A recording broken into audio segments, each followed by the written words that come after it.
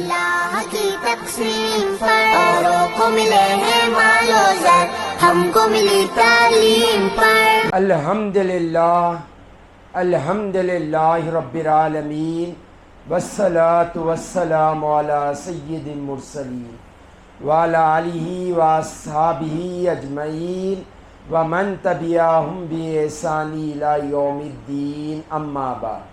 قال اللہ تبارک و تعالی فی القرآن المجید والفرقان الحمید۔ اعوذ باللہ من الشیطان الرجیم، بسم اللہ الرحمن الرحیم۔ انی اعلم ما لا تعلمون، صدق اللہ العظیم۔ میرے زندگی کا مقصد تیرے دین کی سرفرازی، میں اسی لیے مسلمان، میں اسی لیے نمازی۔ محترم و مکرم عزیز سامعین کرام، السلام علیکم ورحمۃ اللہ وبرکاتہ۔ نہ تو زمین کے لیے ہے نہ آسمان کے لیے، نہ تو زمین کے لیے ہے نہ آسمان کے لیے، جہاں ہے تیرے لیے تو نہیں جہاں کے لیے۔ اللہ کا کروڑ ہاں ایسا ہے کہ اللہ نے ہمیں دو عالم کے مالک و مختار، گلشن ہستی کے ولی، فصل بہار، راحت آدم و بنی آدم، محمد مصطفیٰ صلی اللہ علیہ وآلہ وسلم کی امت میں پیدا فرمائے۔ یہاں پر روزانہ ایک دین کی بات بتائی جاتی ہے۔ حسنین اسلامک آرگنائزیشن کے ذریعے روز مختلف الگ الگ عنوان پر گفتگو کی جاتی ہے تاکہ ہم اپنا مقصد حیات پا سکیں۔ اللہ کے نزدیک سب سے افضل اور سب سے طاقتور مخلوق کون سی ہے؟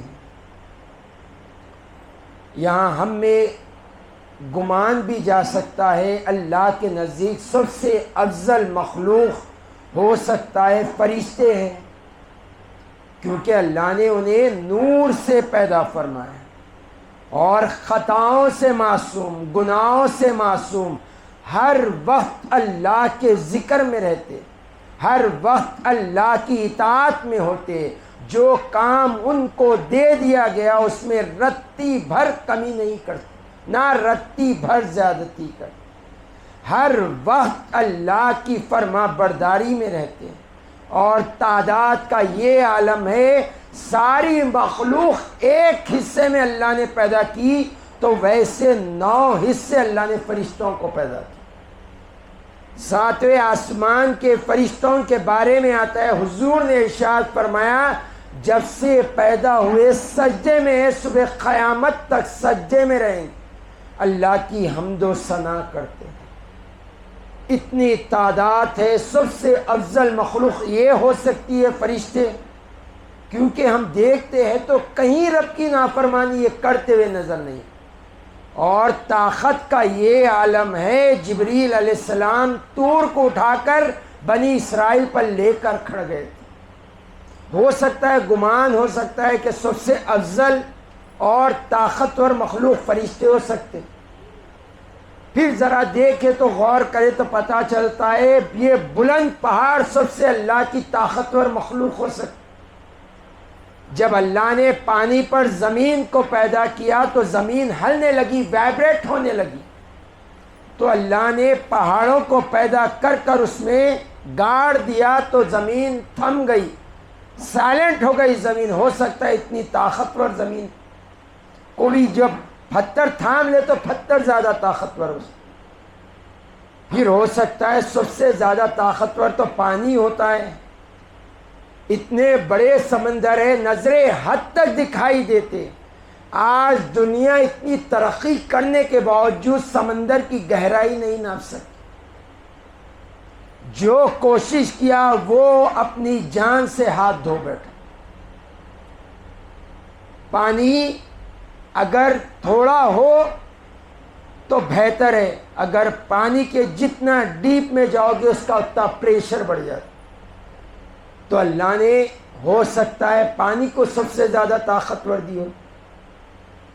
تو ہمارے ذہن کئی کئی جاتی ہے. آگ ہے اللہ کی طاقتور مخلوق، لوہا ہے، زمین مٹی ہے مخلوق اللہ کی، پانی. تو ہو سکتا ہے اتنے گمان ہو سکتا ہے کہ ہم گمان کر سکتے ہیں کہ اللہ کی افضل مخلوق اور طاقتور مخلوق یہ ہے. مگر ہم جب قرآن اور حدیث کو پڑھتے ہیں، اللہ کے فرمان کو پڑھتے، رسول اللہ کے فرمان کو پڑھتے، تو پتہ چلتا ہے یہ تو صرف ہمارے ذہنی گمان ہے، یہ ہماری سوچ ہے، یہ ہماری عقل ہے جو کام کر رہی. حقیقت تو اس کے برعکس ہے. کیا مطلب؟ تو اللہ نے قرآن میں ارشاد فرمایا انی جاعل فی الارض خلیفہ، اے فرشتوں میں زمین میں اپنا نائب، اپنا خلیفہ پیدا کرنے والا. تو فرشتوں نے کہا یا رب کیوں تو انسان کو پیدا کرنے والا ہے جو جا کر زمین پر خون ریزی کرے گا، فساد کرے گا، حق تلفی کرے گا، لوگوں کے حق مارے گا، کیوں پیدا کرے گا؟ تو اللہ نے پیارا جواب دیا، ایک لفظ میں اللہ نے جواب دے دیا انی اعلم ما لا تعلمون، جو میں جانتا ہوں وہ تم نہیں جان. کس کے بارے میں اللہ فرشتوں سے کہہ رہا ہے؟ انسان کے بارے میں کہہ رہا ہے. کیا کہہ رہا ہے؟ اے فرشتوں تمہیں تو یہ دکھ رہا ہے یہ خون ریزی کریں گے، فساد کریں گے، حق تلفی کریں گے، مگر سنو انسان کے بارے میں جو جانتا ہوں تم نہیں جانتے. الانسان سر، انسان میرا راز ہے. اللہ اکبر. اللہ نے انسان کو کہاں پہنچا تھا؟ یہ 5 فٹ کا آدمی جو آپ کو دکھائی دے رہا ہے، جسے 2 ہاتھ، 2 پاؤں، 2 آنکھ، 1 منہ، 1 ناک، 2 کان ہیں. دانت کا درد ہو جائے تو بستر پر لیٹ جاتا ہے. ایک کمبر کی رگ پڑ گئی تو پکڑ لی تو ہلنا نہیں آتا. اس کے بارے میں اللہ فرما رہا ہے تو جو دیکھ رہا ہے یہ ظاہر ہے. انسان کی حقیقت کو دیکھنا ہے تو یہ دیکھو کہ جو انسان تمہیں 5 فٹ کا نظر آ رہا ہے وہ انسان میرا راز ہے. اللہ اکبر. کیا مطلب اللہ کا راز ہونا؟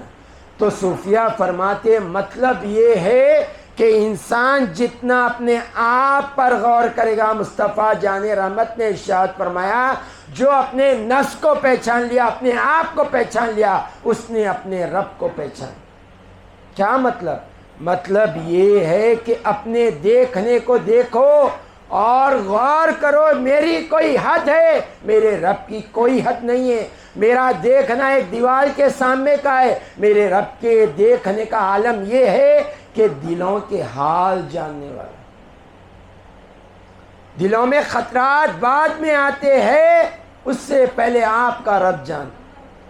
تو اللہ نے آپ کو ایسی شان سے پیدا کیا. اللہ خود فرماتا ہے اے انسان جو زمین و آسمان نظر آ رہا ہے، اتنی پیاری میں نے جو زمین بچھا دی، جو سمندر بنا دیا، میں نے درخت لگا دیے، میں نے آسمان بنا دیا، چاند سورج کو پیدا کر دیا، ستاروں کو پیدا کر دیا، ہوا کو پیدا کر دیا، پانی کو پیدا کر دیا، ایک سے ایک اناج زمین سے میں نے نکال دیا. اے انسان یہ سب تیری خدمت کے لیے.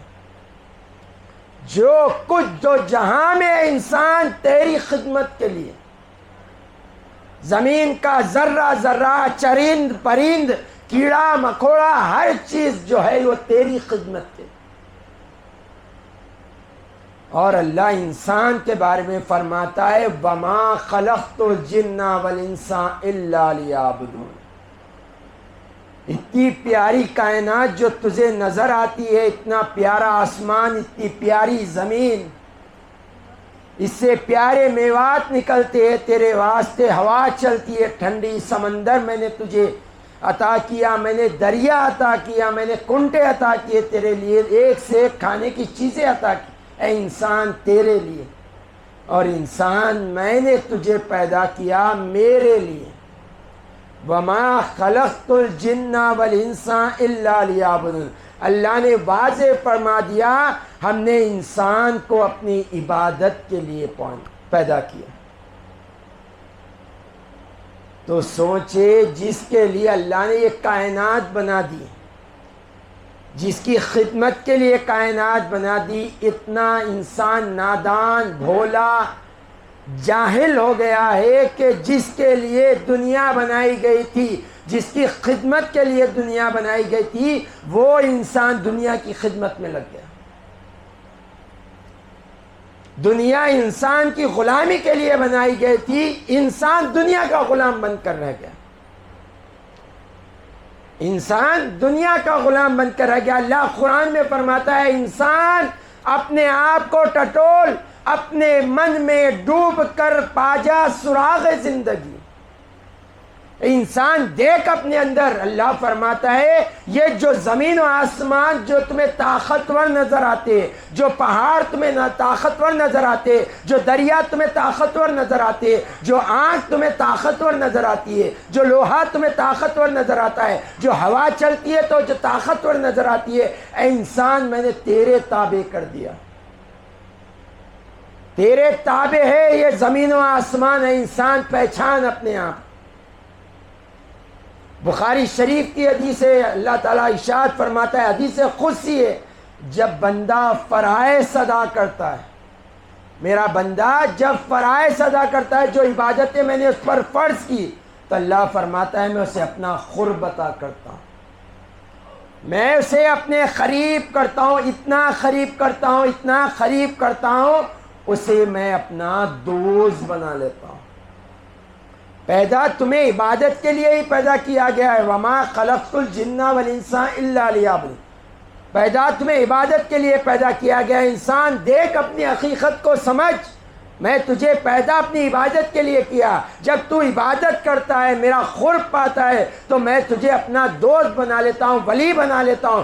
مالک تو اپنا دوست کسی کو بنا لیتا ہے تو اس کی شان کیا ہے؟ تو اللہ فرماتا ہے ہاتھ اس کے ہوتے، طاقت میری ہوتی ہے، آنکھ اس کی ہوتی ہے، دیکھنا میرا ہوتا ہے، زبان اس کی ہوتی ہے، کلام میرا ہوتا ہے۔ یہ شان اللہ عطا فرماتا ہے۔ دیکھے جب آپ کی آنکھ سے دیکھنا رب کا ہوگا تو کوئی حد ہوگی؟ کوئی حد ہوگی آپ کے دیکھنے کی؟ نہیں ہوگی۔ جب ہاتھ آپ کے ہوگے، پکڑنے کی قوت آپ کے رب کی ہوگی، تو کوئی آپ سے بچ پائے گا؟ زبان آپ کی ہوگی، کلام آپ کے رب کا ہوگا، تو جو زبان سے نکلے گا وہی حق ہو جائے گا۔ اولیاء اللہ کی جب زندگی پڑھتے ہیں تو یہ حدیث کھل کر نظر آ جاتی ہے سامنے۔ مردوں کو ان لوگوں نے کیسے جلایا؟ وہ کہتے تھے مردوں کو اٹھ جاؤ، اٹھ جایا کرتے تھے، کیوں؟ زبان بظاہر ان کی ہوتی تھی، کلام رب کا ہوتا تھا۔ تو ہماری یہ شان ہے، اپنے آپ کو سمجھے۔ یہی سمجھانے کے لیے رمضان آپ کے پاس آیا ہے، یہی سمجھانے کے لیے اللہ نے لیلۃ القدر جیسی رات عطا فرمائی۔ اے بندے، تیری زندگی مختصر، 60 سے 70 سال زندگی، ایک سال بھی عبادت نہیں کر سکتا، نہ تو اتنا قرب پا سکتا ہے، تو اتنا قرب بھی نہیں پا سکتا۔ تجھے بیوی ہے، بچے ہے، کاروبار ہے، گھر بار ہے، تجھے اپنے صحت کا خیال رکھنا ہے، تیرے ماں باپ ہے، سب کو وقت دیتے ہوئے رب کو عبادت کے لیے وقت دینے کا تیرے پاس مختصر ہوا وقت۔ تو سن بندے، میں تجھے لیلۃ القدر عطا کروں گا جو 1000 مہینوں سے بہتر ہے۔ مالک کتنی بہتر ہے؟ تو اس کا جب کیلکولیشن آپ کریں گے تو پتہ چلے گا 83 سال 83 ایئرس 4 منتھس یہ لیلۃ القدر کی رات ہوتی ہے۔ اس میں 6 سے 7 گھنٹے عبادت کرنا ہوتا ہے، اللہ 1000 مہینوں سے زیادہ آپ کو فضیلت عطا کرتا ہے۔ تو اپنے مقصد کو سمجھے، اپنے حیات کو سمجھے، ہر وقت پیش نظر اپنا مقصد حیات رکھے، اپنے حقیقت کو سمجھے، اپنے اللہ کے فضلوں کو غور کرے اور اس کی بارگاہ میں شکر ادا کرے، اپنے آپ کو معمولی نہ سمجھے۔ علامہ اقبال نے کہا تھا خودی کو کر بلند اتنا کہ ہر تقدیر سے پہلے خودی کو کر بلند اتنا کہ ہر تقدیر سے پہلے خدا بندے سے خود پوچھے بتا تیری رضا کیا۔ وآخر دعوانا ان الحمد للہ رب العالمین۔